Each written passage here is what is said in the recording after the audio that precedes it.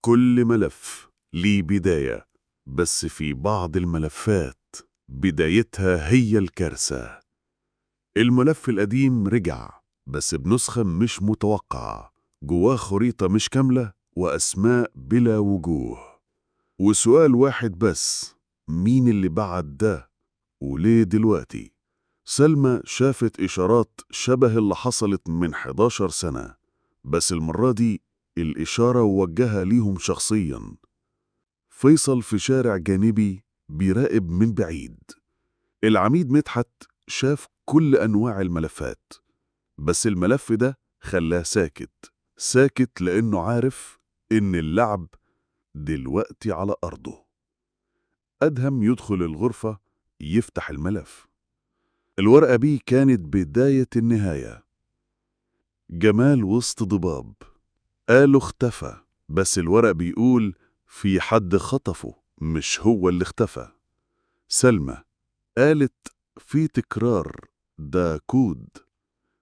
الكود ده اتكرر 3 مرات في 3 شهور، وفي كل مرة كان في هجوم إلكتروني علينا، بس دلوقتي الهجوم جاي من جوه الجهاز عندنا. فيصل لقى جهاز تتبع في عربيته. هو مش بيراقب، هو اللي كان متراقب من الأول.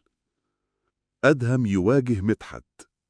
أدهم قال في حد جوه الجهاز بعنا. مدحت سكت لحظة وقال بهدوء وأنا عارف هو مين. وجه فيصل شك وقلق. الكل بيتحرك بس مش عارفين بيتحركوا فين، وفي ساعة عددها شغال من غير ما حد ياخد باله. تسجيل صوتي مشوه: هتستلم الشفرة خلال 72 ساعة، وإلا الملف هيتفتح قدام الكل. سلمى، الاسم ظهر. العميد رفعت توفيق اتطرد من الجهاز من 15 سنة ومحدش شافه من يومها. فيصل لقى رسالة بخطه. الرسالة مكتوبة بخط إيده، بس هو ما كتبهاش. الخطر مش جاي من بره، الخطر كان هنا من البداية. أدهم بيراجع خريطة ونقطة ضوء بتظهر. الموقع اللي ظهر هو بيته من 11 سنة، والذكريات مش كلها حقيقية. فلاش باك: جمال أدهم. جمال قال له لو حصل لي حاجة ما تصدقش اللي يوصلك، اللي هيظهر هو بس البداية. مدحت يواجه مدير الجهاز. مدحت قال احنا عندنا عميل مزدوج، واللي حصل أكبر من أي تحقيق عادي. الراجل سابه من غير كلمة، بس عينيه قالت كل حاجة. شاشة كمبيوتر بتظهر فيها الشفرة.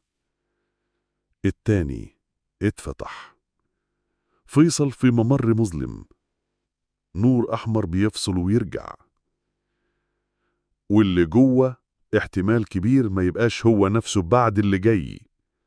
سلمى قالت سيستم الأمن اتحول، احنا مخترقين.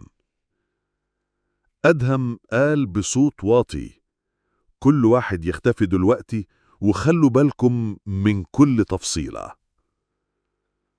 المقر دخل حالة الطوارئ، والعد التنازلي بدأ، ثم فجأة صمت.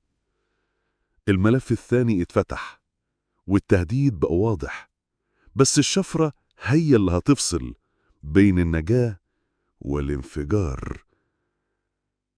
في رموز لو اتفكت هتنقذ بلد، ولو اتقالت غلط هتولع في البلد. تابعونا في الحلقة الجاية، شفرة الموت. وما تنساش تشترك في القناة علشان يوصلك كل جديد.